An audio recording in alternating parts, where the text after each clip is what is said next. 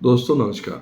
मेरा नाम अतुल ठाकुर और ये वीडियो आप इसलिए देख रहे हो क्योंकि हम चाहते हैं कि हमारा जो 20 साल का ट्रेनिंग का एक्सपीरियंस है वो आपके कुछ हमारे वीडियो थ्रू काम आ जाए। आज का जो वीडियो है वो वैसे देखा जाए तो बिज़नेस के लिए मैं बिज़नेस या बिज़नेस कम्युनिटी के लिए नहीं रिकॉर्ड कर रहा हूँ। ये अभी का जो माहौल है, अभी इलेक्शन चल रहे हैं, चौथे दौर का मतदान नज़दीक है और काफ़ी सारी चर्चा हो रही है। हर हम में से हर कोई इसमें जितना हो सके उतना चर्चा में भाग ले रहा है। अभी जो ट्रेंड चल रहा है अब की बार 400 पार या फिर जो हम लोग न्यूज़ सुन रहे हैं कि इस बार मतदाता ज़्यादा उनमें उत्साह की कमी है या फिर उनमें ज़्यादा एंथुसियाज़्म नहीं है। ये बार-बार हम लोग सुन रहे हैं। या फिर इन जनरल जितनी हम लोग यूजुअल चर्चा करते हैं उतनी चर्चा इस बार नहीं हो रही है। दोस्तों हम सब जैसा आप में से कई सारे लोग क्रिकेट के फ़ैन होंगे, मैं भी क्रिकेट का फ़ैन हूँ। 1980 या उसके आजू-बाजू की जो क्रिकेट की जिन्होंने क्रिकेट उस समय फ़ॉलो किया है, जब मैं मेरे स्कूल और कॉलेज डेज़ में था, I was in school days 80s में। तो वो समय 80s टू 90s में वेस्ट इंडीज़ की team, it was the best in the world और Clyde Lloyd was the captain of that team. और क्लाइव लॉयड की वो जो टीम थी जिसमें Vivian Richards, Desmond Haynes, Gordon Greenidge, Larry Gomes, bowling करने के लिए Malcolm Marshall, Joel Garner, Andy Roberts, Michael Holding और ये लोग जब रिटायर होने की कगार पे थे तब एम्ब्रोस, वॉल्श, इस तरीके के रिच रिचर्डसन, ये टाइप के बैट्समैन थे। तो इनके साथ जो भी टीम खेलती थी ना उनका उनका कॉन्वर्सेशन एक ही था कि कितने दिनों में और कितने रनों से हारेंगे। कभी कोई ये नहीं सोचता था कि इनको हम लोग कैसे हरा देंगे। हमेशा कोई भी टीम होने दो, वर्ल्ड की कोई भी टीम, और ये सबके साथ एक जैसे खेलते थे। मुझे याद है एक बार वेस्ट इंडीज़ के साथ इंग्लैंड की टीम खेली थी। इंग्लैंड में जाके उन्होंने 5-0 से हराया था, फिर वो इंग्लैंड की टीम वेस्ट इंडीज़ में गई थी, फिर 5-0 से हार के आई थी। तो सवाल यही रहता था कि ये मैच वेस्ट इंडीज़ कितने दिनों में जीतने वाला है। ये क्लाइव लॉयड की टीम अपोजिशन को कितने रन से या फिर कितने विकेट से हराएगा। कोई ये नहीं सोचता था कब कब जीतेगा। वर्ल्ड कप का भी वही हालत था कि वेस्ट इंडीज किसको हराएगा, इसलिए उसमें कोई उत्साह नहीं होता था, उसमें कोई ज़्यादा एंथुजियाज्म नहीं होता था, रिजल्ट सबको मालूम था। मेरे को ऐसा लगता है कि इस बार का जो इलेक्शन है वो इसी दौर से जा रहा है। जो एनडीए है या फिर बीजेपी का इस बार का जो परफॉर्मेंस है उसमें लगभग सबको मालूम है कि बीजेपी की गवर्नमेंट रिपीट होने वाली है। एवरीबडी नोज दिस, सबको मालूम है।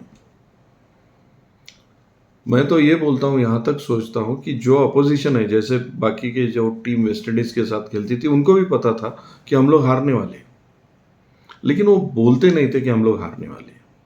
सिर्फ वो बोलते थे नहीं हम लोग जीत के दिखाएंगे। कुछ टीम तो बोलती भी नहीं थी, उनको उनका इतना ही था कि भाई ड्रॉ भी कर लिया तो जीत गए। तो ऐसे शायद अपोजिशन इस मनस्थिति में है या फिर इस सोच में है कि इस बार हारने तो वाले ही है। वर्ल्ड कप जो है वो वेस्ट इंडीज ही जीतने वाला है। इस बार गवर्नमेंट किसकी आनी है वो सबको पता है, इसलिए देयर इज नो कोई ज़्यादा मार्केट में आप देखोगे तो इतना जिसको हम लोग बोलेंगे एंथुसियाज्म नहीं दिखेगा। दैट डजंट मीन कि लोग चुनाव नहीं चाहते। हाँ, कॉम्प्लेक्सेंसी ज़रूर आ जाती है। जैसा हम लोग सोचते हैं ना कि ठीक है 1-2 ओवर मिस भी हो गए तो चल जाएगा क्योंकि मालूम है क्या होने वाला है। जैसा रिचर्ड्स खेलने को आएगा तो 2-4 सिक्स तो शुरू में ही मार देगा, वो किसी भी बॉलर को फोड़ेगा, हमको मालूम रहता। तो इसलिए हम लोग सोचते थे ठीक है 2-4 ओवर मिस भी हो गए तो क्या फ़र्क पड़ता है। उस दौरान हम लोग कमेंट्री ज़्यादा सुनते थे, रेडियो था उस दौरान। और ये पर्टिकुलरली अगर मैचेस रहे तो रात को मैचेस होते थे, वो उसका रिकॉर्डिंग करके दिन भर दिया जाता था। तो उस टाइप का इस बार माहौल मेरे को ज़्यादा दिख रहा है दोस्तों, कि लोग ऑलमोस्ट जानते हैं कि इस बार का वर्ल्ड कप कौन जीतने वाला है, इसलिए बहुत ज़्यादा इसमें इंथुजियाज्म नहीं है। लेकिन उसका मतलब ये नहीं है कि लोग इंटरेस्टेड नहीं है रिजल्ट में। लोग ज़रूर इंटरेस्टेड है, लेकिन the most interesting part is खेलने वाले दोनों टीम को मालूम है जीतने वाला कौन है। इसलिए दोनों टीम एक ही मकसद से खेल रही है कि इसको जीतने के लिए हाउ कैन आई कोऑपरेट। आप देखिए, इंडियन टीम जब भी वेस्ट इंडीज जाती थी तो इंडियन टीम तब वेस्ट इंडीज के साथ क्या बोल के खेलती थी कि इनको ज़्यादा से ज़्यादा रजिस्ट करके हम लोग कैसे हार जाएंगे, जीतने का तो सवाल ही नहीं आता था। कम से कम डैमेज में हम लोग कैसे इनको जीतने देंगे, या फिर ड्रॉ भी कर लिया तो हम लोग कैसे जीत गए, इस तरीके से पेश आएंगे। शायद इस बार का चुनाव ऐसा है। ये लॉयड की West Indies team versus rest of the world जिस तरीके से होता था वो टाइप का चुनाव है दोस्तों।